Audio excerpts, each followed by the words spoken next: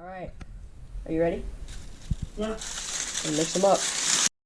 We're gonna be watching Dinosaurs on a Spaceship.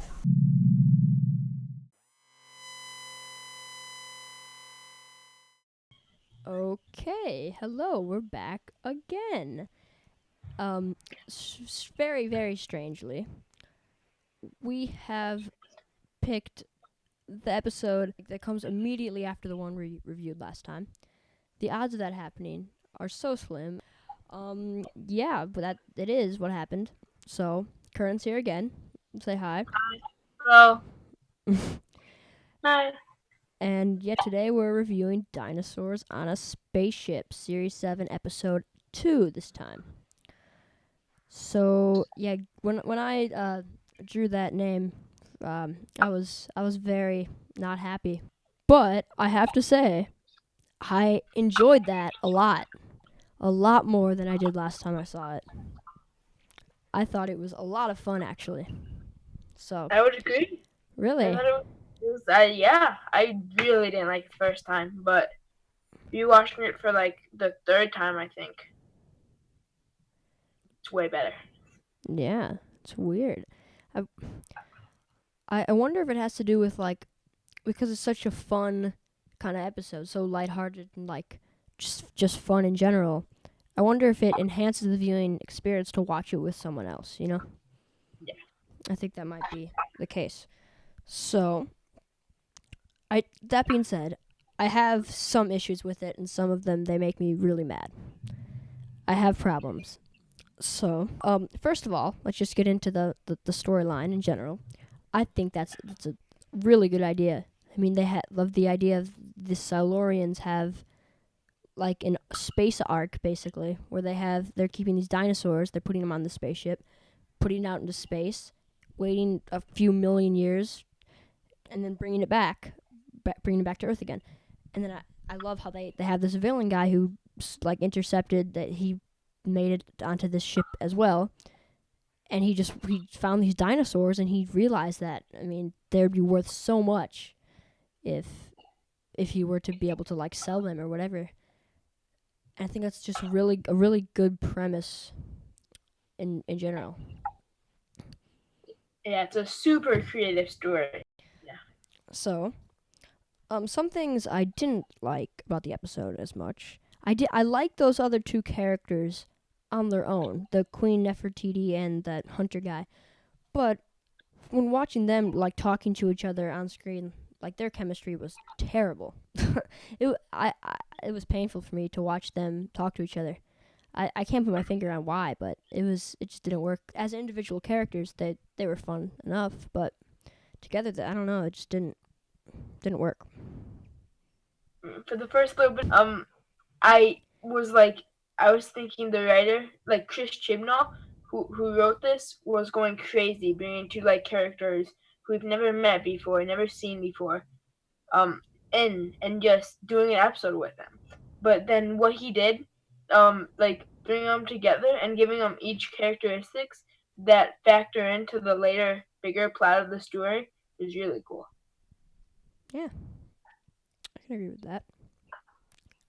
Another thing I like a lot about this episode is the fact that they break up this team of characters, and there are more that like we haven't even mentioned. Rory's dad, Brian Williams, is in this episode, and he is a lot of fun. I like him a lot, Yeah, and I love that they made the decision to split him and Rory up with the Doctor for a large part of the episode, and they were really fun together to see the Doctor interact with that new Brian character, and I love the moment at the end where we get that payoff. It's mentioned that he doesn't like to travel, and then at the end we see that he's been traveling with the Doctor and gone to all these cool places and stuff like that, which I thought was a really cool way to end the episode. But yeah, those three together, it was really cool. Yeah, I liked him. I liked Brian like as a character, but he was very underutilized to me. Like he wasn't like as a new character like the Queen and like the Hunter Man were super like in like mixed in like I was saying, but Brian was just felt very unnecessary. really. Okay. Well, he comes back in the other Chris Chibnall episode of the first half of Series 7, The Power of Three, and he's good in that episode too. And then there's that short, like, unfinished minisode, the PS or whatever, which is it's really good. He doesn't even voice that. It's just Arthur Darville his voice is in it, I think. But he's awesome in there, and that is a question that I've had, like, because The Power of Three comes right before Angels Take Manhattan, and then you watch Angels Take Manhattan, and you think, what about Rory's dad, and like specifically him and the rest of their family too, and then they clear that up in that short, which I think it's pretty cool. Yeah. Anyway, so we can talk about those robot people. They were interesting, weren't they? What are your thoughts on them? I did not like them. I didn't think they even fit into the story. I thought it didn't work. I thought it kind of made, like, the super ominous looking villain look super, like, dumb, and all his, like, whenever he was trying to look super cool, it was ruined by, like, a stupid gag the robots were doing. So that was a mistake, Chibs. I don't hate them as much. I found some for most of the episode, actually. I think they were pretty funny, but they were a little over the top in some parts. But that can lead us into the next thing we're going to talk about, which is Solomon, played by David Bradley, which I think he does a really good job. He's really menacing in that part. Yeah, I would agree. He's super, like, he's not like an insane villain like the Cybermen or the Daleks, where he's, like, super, like, he has, like, weapons and he's so overpowered and he has an army, but he's not, like, just an old man that the doctor can pick up and bring to a nursing home. He's, like, the perfect amount of threatening for his character. Yeah.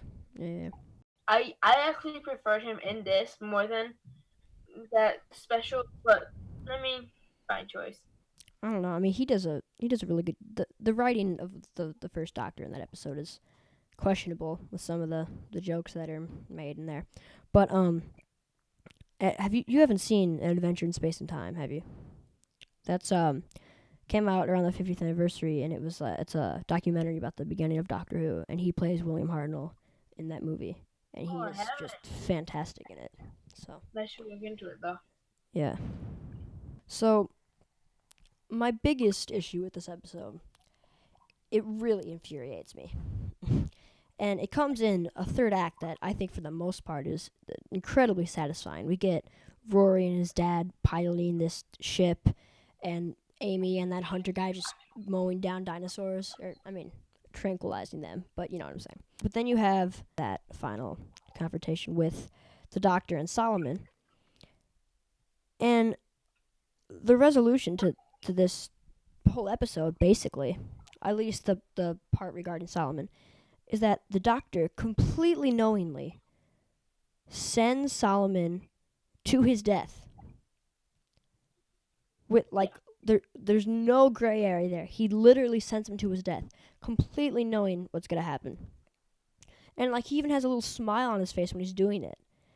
Which just, like, especially in this episode, which before this was just a fun little episode with dinosaurs on a spaceship, And then he completely knowingly sends this guy to his death, which that's one of the things the Doctor's known for not doing, And that I don't understand that. Yeah.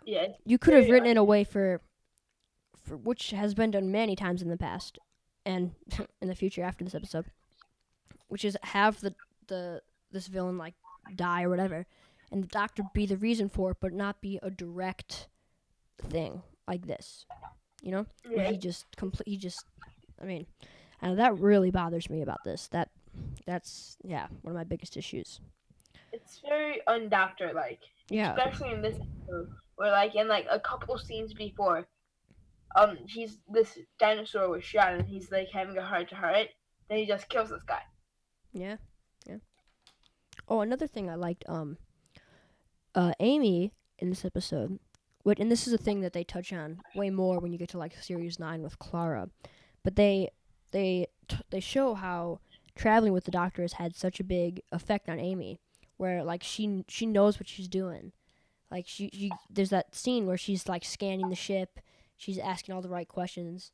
She's like, one thing I've learned from traveling with the Doctor is when you enter a new room, press buttons or something like that. And it shows how traveling with the Doctor has changed her, and she knows what she's doing a lot more now, which is a good moment, which I liked.